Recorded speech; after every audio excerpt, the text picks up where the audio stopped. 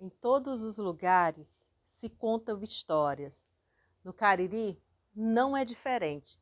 No meio de uma roda de mestres, sentada na calçada ou na debulha de milho ou feijão. O fato é que as histórias alegram os corações, igual essa que contarei para vocês agora. Há muito, muito tempo atrás, existia na região do Cariri cearense um padre, e esse padre era extremamente distraído. A distração dele era tal que rendeu essa história. Ele também fazia alguns serviços de igreja numas paróquias mais distantes, para ser mais preciso, lá no Cariri paraibano. Naquele tempo, os transportes não eram tão fáceis como nos dias atuais. E o padre precisava andar por muito, mas muito tempo a pé ou de jumento para poder chegar até a paróquia no sertão da Paraíba. Levava também, sempre que precisava fazer uma viagem dessa, o seu cão. Era um fiel cão de estimação e companhia do padre nessas longas viagens. Certa feita, o padre precisou se deslocar do Cariri cearense para Cariri paraibano e levou como de costume o cão. Foram andando, dias e dias, somente poeira de estrada, aqui e acolá encontrava alguém, mas já tinham sempre pouso em casas certas. Nessa noite, ele resolveu dormir na casa de uma senhora bem idosa que sempre o abrigava. Chegou, comeu, tomou banho e foi descansar. No outro dia, bem cedo, levantou. Ainda teria mais uma manhã, uma tarde e um pouquinho da noite de caminhada. A boa senhora, para agradar o padre, lhe deu de presente 2 peixes desse bem seco, salgado. O padre não contou pipoca. Pegou o peixe, botou no bolso da batina. Pegou outro peixe, colocou no outro bolso da batina e partiu. Sempre na frente, o cachorro atrás. Ele na frente, o cachorro atrás.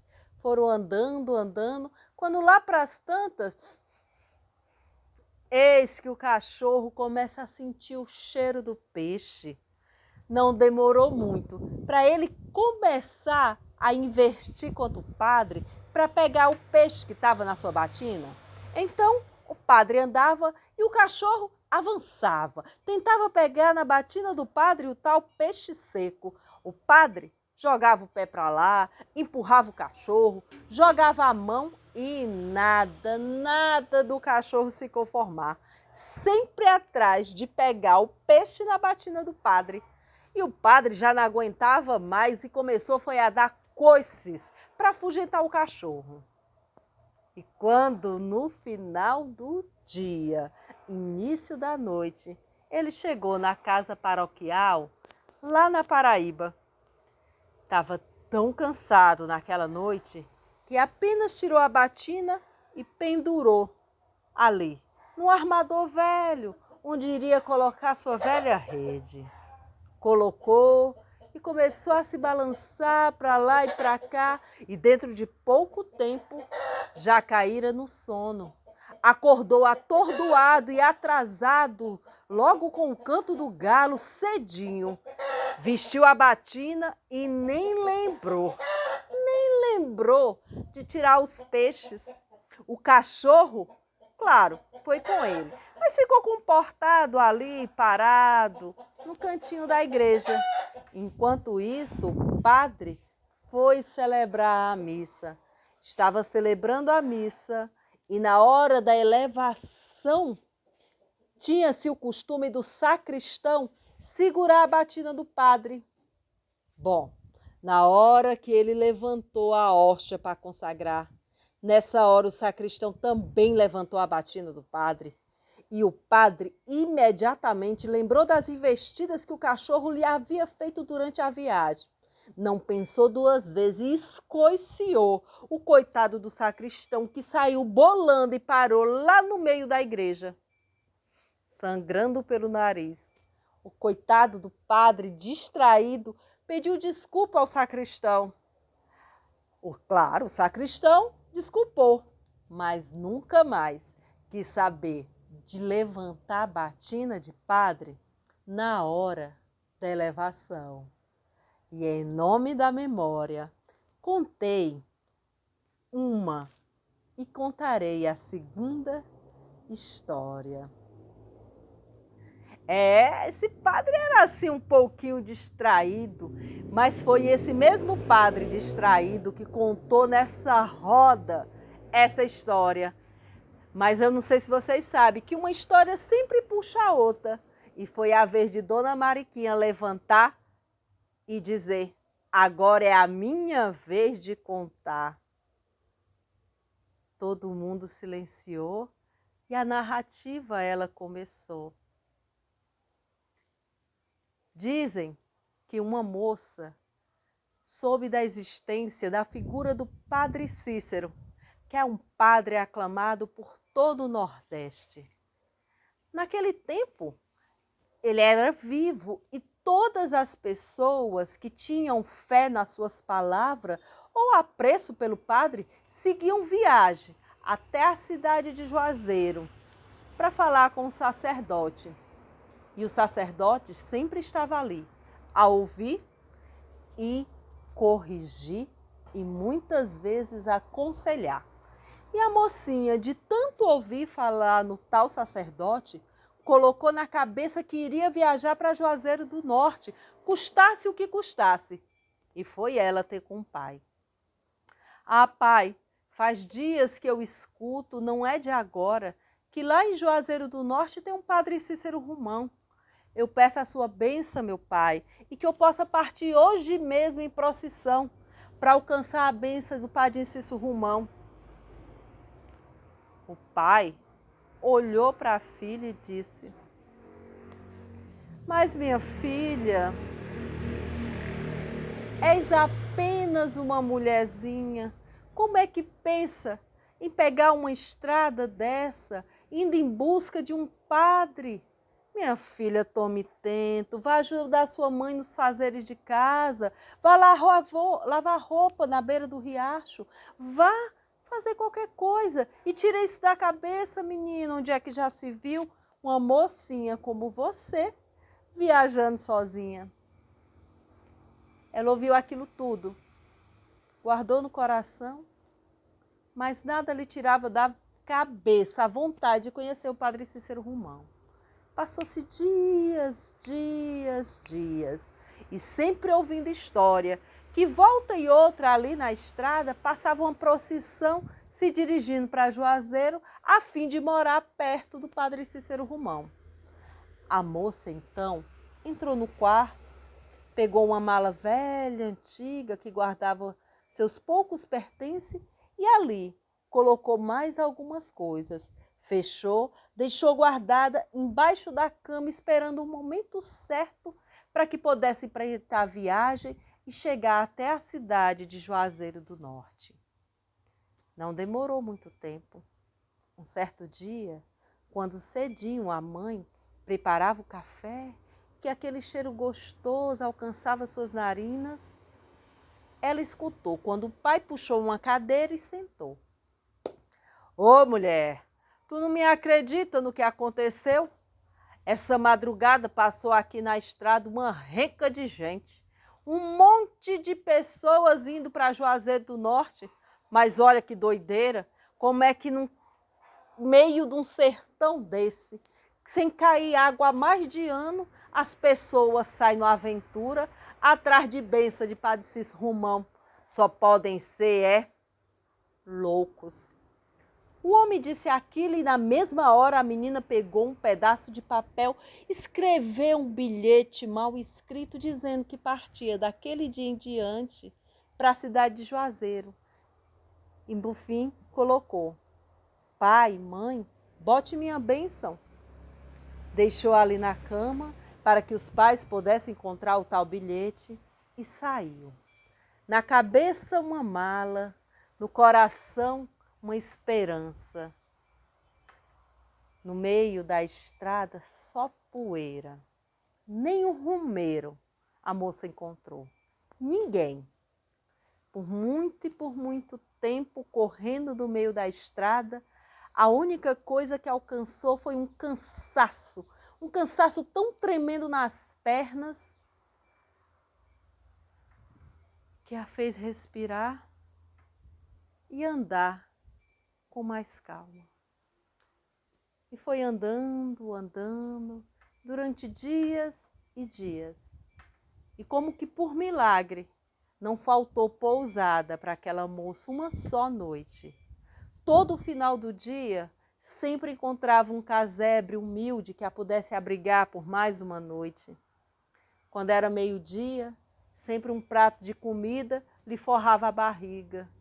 Água cristalina na moringa também não lhe faltou, ou no pote, ou em qualquer lugar. Até que certo dia, porque tem sempre um dia que as coisas mudam na vida da gente. E foi nessa noite, já na boquinha dela, que a menina se viu no meio da estrada, sem encontrar ninguém, nem mesmo uma casa. E ficou ali, sentada, olhando. Tinha uma lua clara naquela noite. Ela então afastou um pouco das pedras, forrou o chão com um pano que mais parecia um mulambo e deitou-se.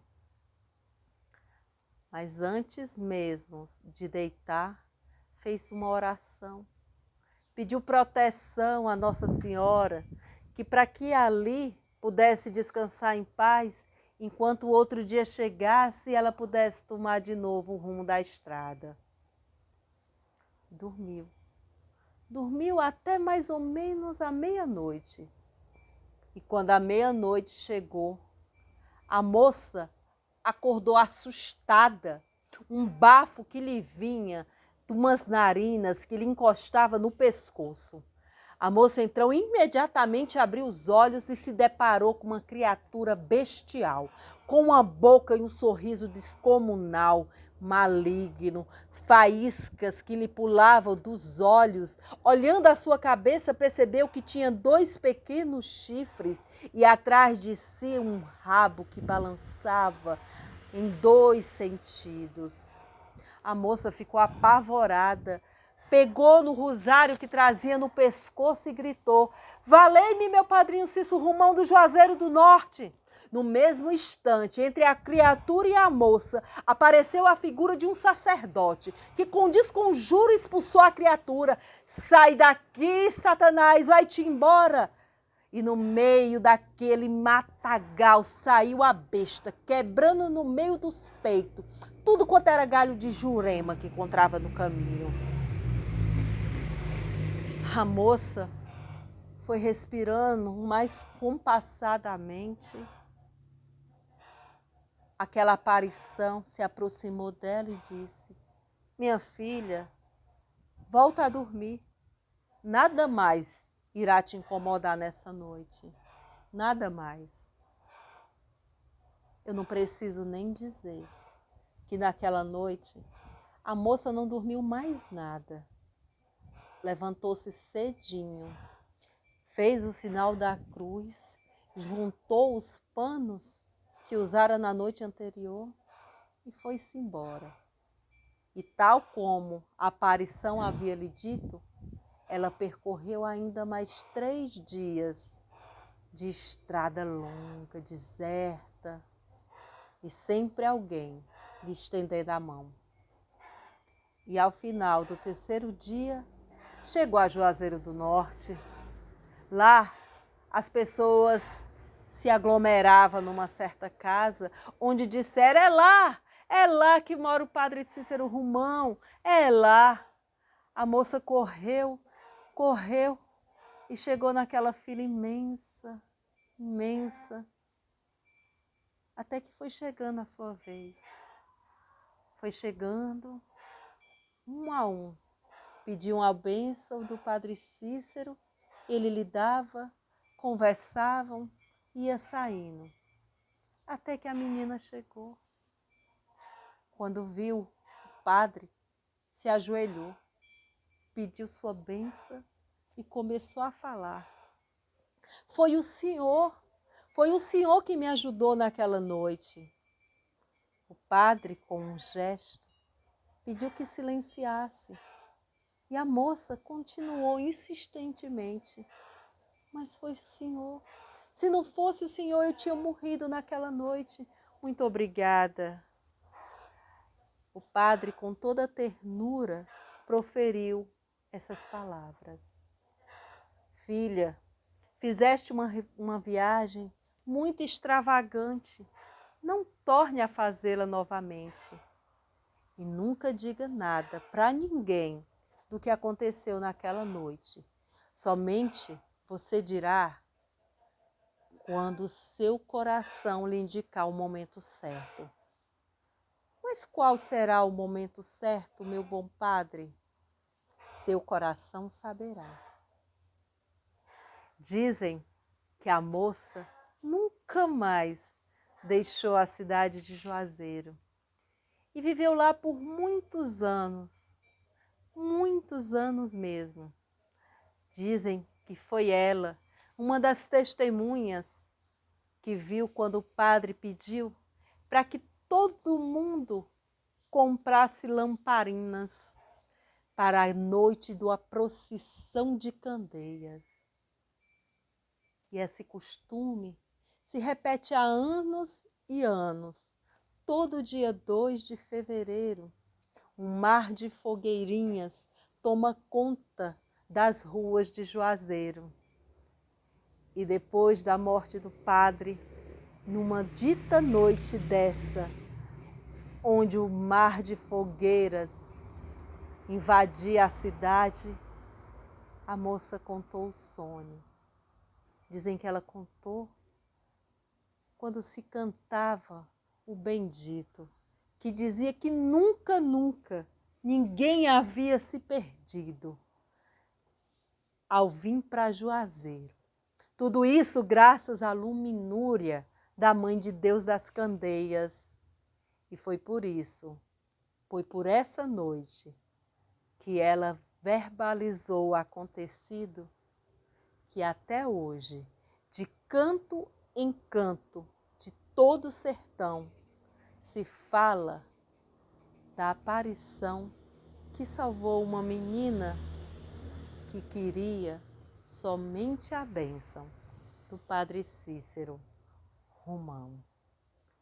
E em nome de todas as memórias, acabou-se a segunda história.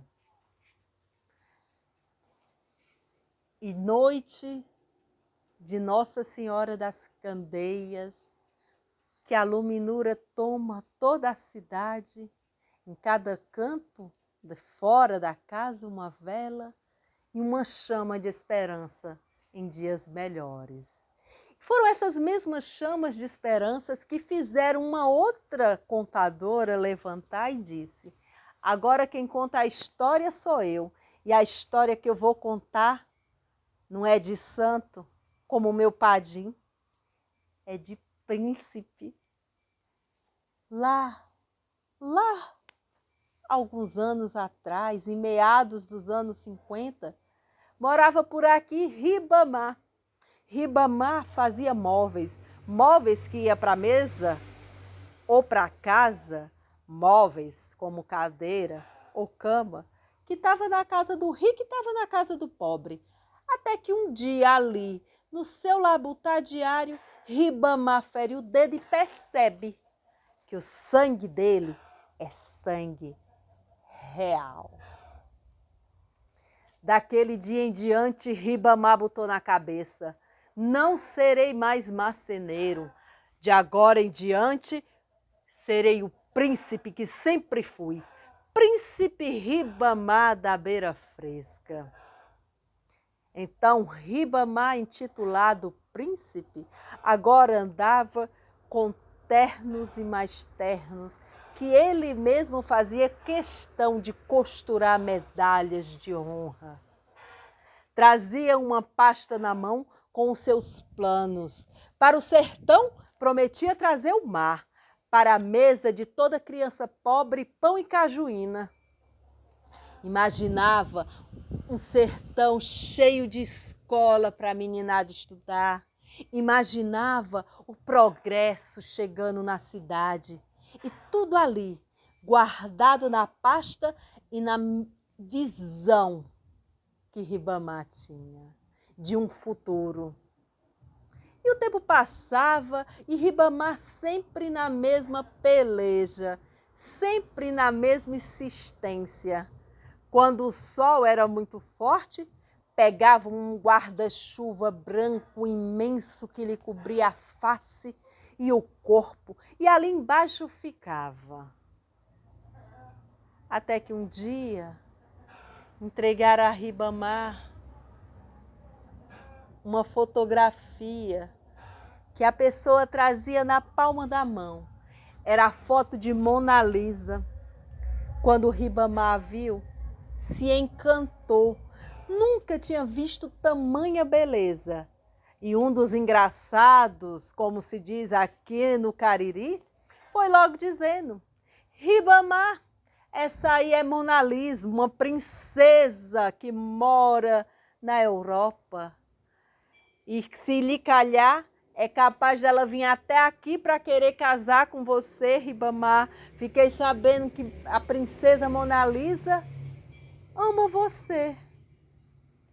Daquele dia em diante, Ribamar foi a mais pura inspiração do amor. Ribamar suspirava por sua Gioconda. Imaginava o dia que Mona Lisa chegaria pelo mar, com seu enxoval completo para que ambos pudessem casar. Imaginava. Mas uma alma sem coração, quando queria botar Ribamar em desespero, carregava a foto de Mona Lisa e escondia. Daí, como dizia o poeta, parecia que com aquele guarda-chuva branco, em cor de nuvens, Ribamar flutuava. Era de dar pena. Ribamar se elevava na mais pura saudade. Mas quando almas de bom coração encontrava novamente, a foto de Mona Lisa lhe entregava. Ribamar recebia e afagava a alma e o coração.